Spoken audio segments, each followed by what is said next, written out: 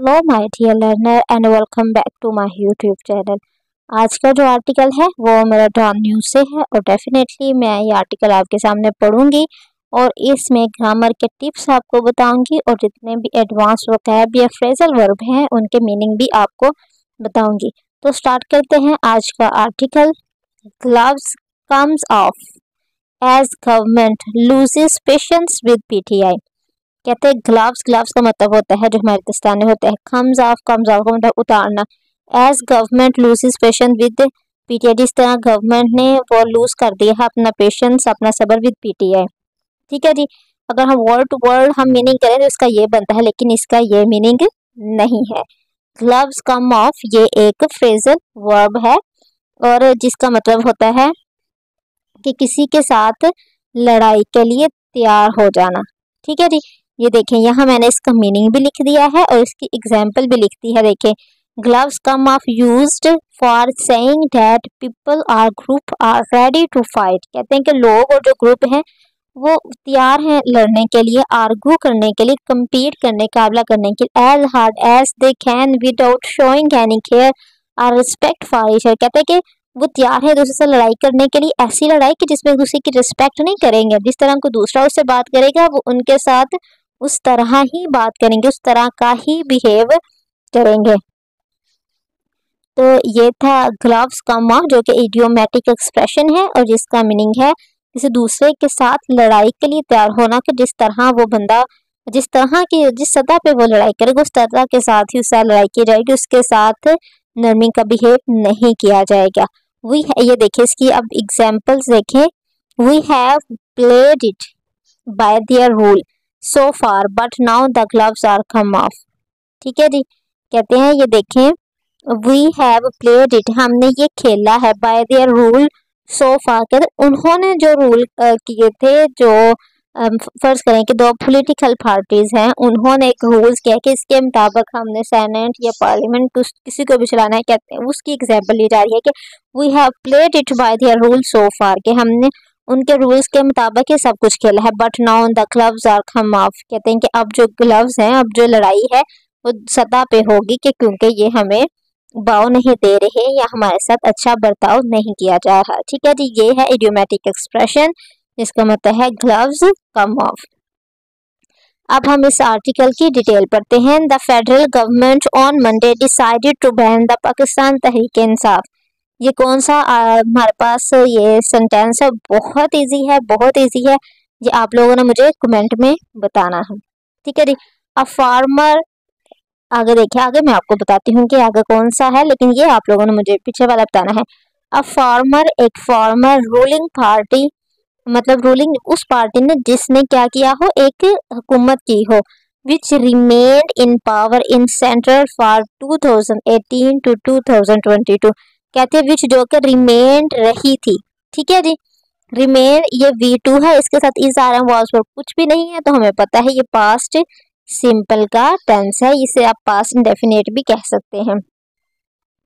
In the power, power in the center, center में from 2018 to 22 for its allied affinity.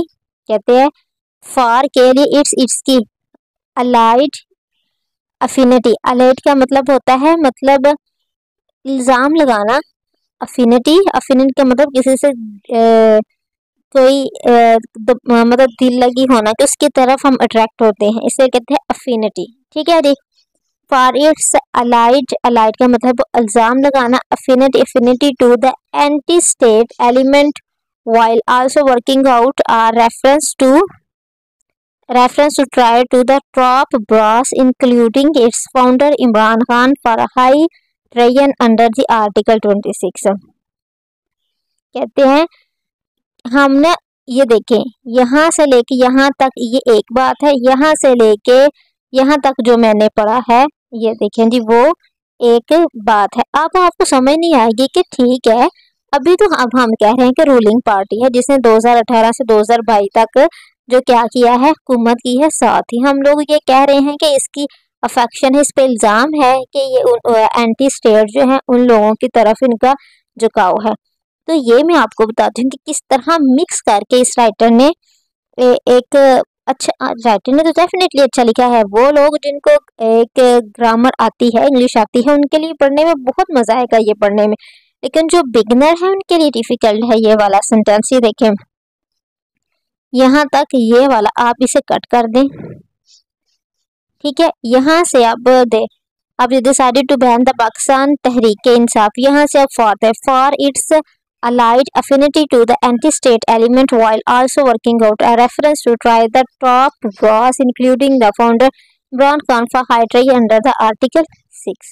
अब से बात समझ आया कि ना गवर्नमेंट ने डिसाइड किया है वो पाकिस्तान तहरीक इंसाफ पे बैन लगा देगी। अब वो रीजन बता रहे यहाँ से फार के लिए इट्स अलाइड एफिनिटी, कहते हैं इस पे इल्जाम है कि इसकी एफिनिटी एंटी स्टेट एलिमेंट की तरफ, कहते हैं कि ट्राई टू टॉप ब्रास, कहते टॉप लीडर जो होते हैं, जो सख्त लीडर हैं भाई, उनके खिलाफ कोई बोल नहीं सकता। कहते हैं उनके साथ ये वर्किंग है। इनकी फाउंडर इमरान, जो इनका जो फाउंडर है पीटीआई के इमरान खान, उनकी भी हाइट रही है अंडर आर्टिकल 6, उनके खिलाफ जो मुकदमा है अंडर आर्टिकल 6 के अंदर। कहते हैं इन सब को मद्देनजर रखते हुए जी डिसाइड किया फेडरल गवर्नमेंट ने कि हम इमरान खान पे बैन लगा देंगे।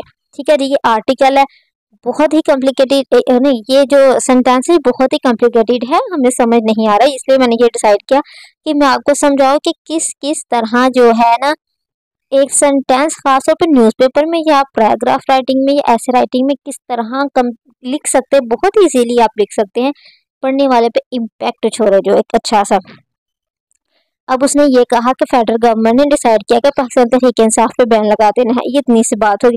साथ ही उसने ये एक साइन दे के उसने यहाँ तक एक्स्ट्रा इंफॉर्मेशन दी है कि भाई पाकिस्तान तहरीक इंसाफ है क्या। उसने उसकी डेफिनेशन ये जो थी ना, ये वाली जो चीज़ थी यहाँ से लेके यहाँ तक उसकी उन्होंने डेफिनेशन बता दी है कि ये जो है ये डेफिनेशन है। पीटीआई है क्या चीज़ जी, 2018 से 2022 तक वो जो रही है रूलिंग पार्टी रही है हमारे मुल्क में, ये उसकी डेफिनेशन दी है। उसके बाद फिर उन्होंने रीज़न दी है कि भाई क्यों बैन करना है पाकिस्तान तहरीक इंसाफ को, एंटी स्टेट एलिमेंट की तरफ से उसका झुकाव है, उस वजह से उन्होंने इसको बैन करना है। समझ आया कि ये सब्जेक्ट है, ठीक है, यहाँ इसका ऑब्जेक्ट और इसका वर्ब छुपा हुआ है यहाँ से, और ये क्या है, ये उसके बारे में एक्स्ट्रा इंफॉर्मेशन है उस चीज़ के बारे में। ये इस तरह बना है, ये एक बहुत ज़्यादा कॉम्प्लिकेटेड सेंटेंस बन गया ये। आई होप कि आपको समझ आया होगा कि किस किस तरह सेंटेंसेस बनाए जा सकते।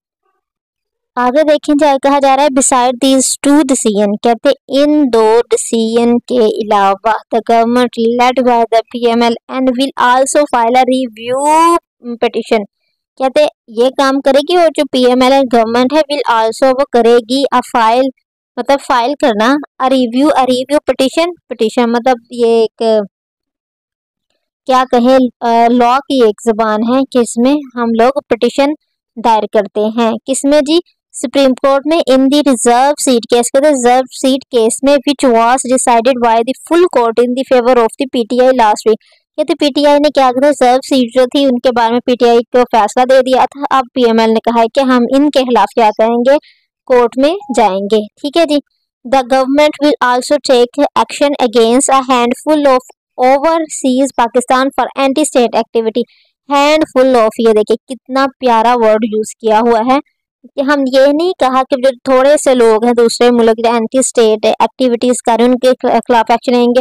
हैंडफुल ऑफ ओवरसीज, कहते हैं हैंडफुल ऑफ एक वर्ड यूज कर जिसका मतलब है मुट्ठी भर जो अनासर हैं। अक्सर हमने सुना हुआ है खबरों में जब कहते हैं मुट्ठी भर जो अनासर हैं मुल्क के खिलाफ, जो मतलब क्या जो भी दहशत गर्दाना वो जो कार्रवाइयाँ करवाते हैं, जो मुट्ठी भर अनासर के लिए क्या वर्ड यूज किया है, handful of.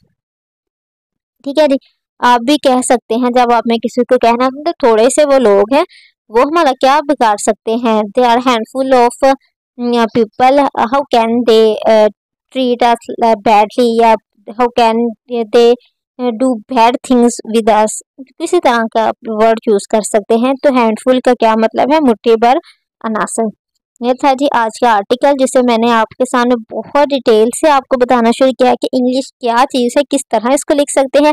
Please like and subscribe my channel. Thank you for watching.